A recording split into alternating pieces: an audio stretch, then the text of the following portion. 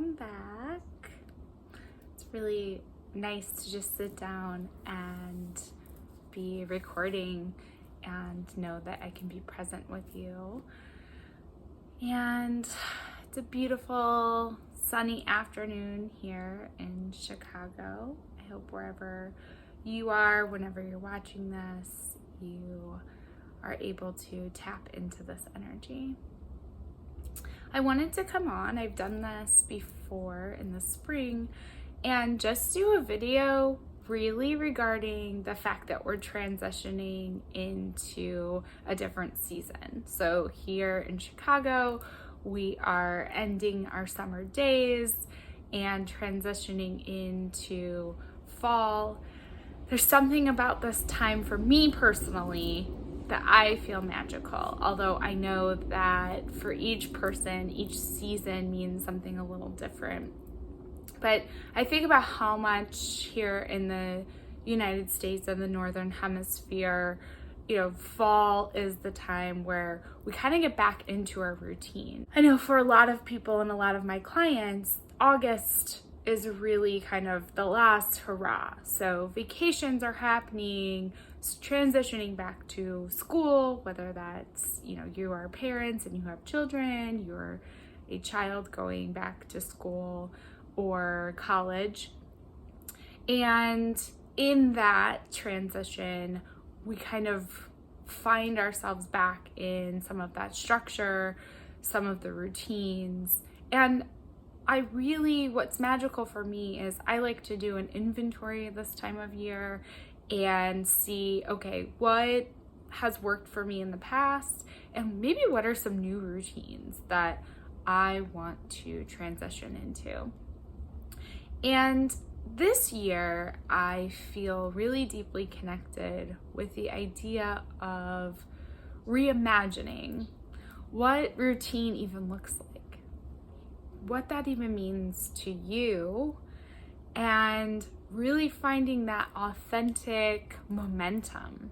What makes you feel relaxed and at ease, even if you're stressed about getting back into a routine.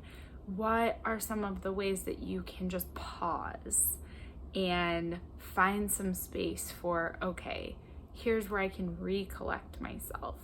To me, that's really what fall represents, is recollecting ourselves, the harvest season, bringing things in and letting go of what no longer is serving us. But this idea of maybe meditating or bringing up a question that you have for yourself that you want to reflect on in the beginning of your week. So whether you count Sunday as the beginning of your week or that Monday morning, wherever your beginning of the week is, really just taking time and reflecting on what's a theme or what is coming up for me, what questions do I have, and taking some time to reflect on that. And then later in the week, I find over the weekend where there's more time, or whatever your days off are, more time to explore, okay, where am I succeeding? Either with those questions or just with the routine, with what I want to achieve, where are my goals? So what am I succeeding at? Basically, what do I want to maintain? What do I want this momentum to continue to look like? And instead of failures or anything that's shame-based, we can look at, okay, I'm falling short here, so this is an area of improvement. So what do I want to improve? Or do I even really have the capacity to improve this right now? Is this just a standard that I'm holding myself to that might not even be realistic at this moment in time in my life? So these are kind of the questions and the seeds that I feel have been planted throughout the year. And really, this is the moment to start to reflect and turn inward and look at, okay, where am I at? What are my resources that I currently have? And what am I trying to build towards over the next several months? And don't stress about it. That's the biggest thing. It's okay. It's okay to feel off. Okay to feel as though you aren't celebrating this transition, maybe this time of year, has been stressful, going back to school, whether you're an adult now and you're not going back to school, but that was always a process. So if that transition for you has been traumatic or not in a balance, then that might be time to just pay attention to what is actually coming up around this time of year. We get so busy in our lives, we don't tend to slow down and think about how each month is a transition and each season. And especially this time of year, again, up here, it still feels like summer. It still seems like summer, but something has changed.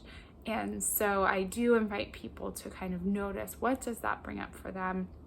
What does that then mean to you? How are you identifying with that? Or what parts of that do you want to change or transition for yourself?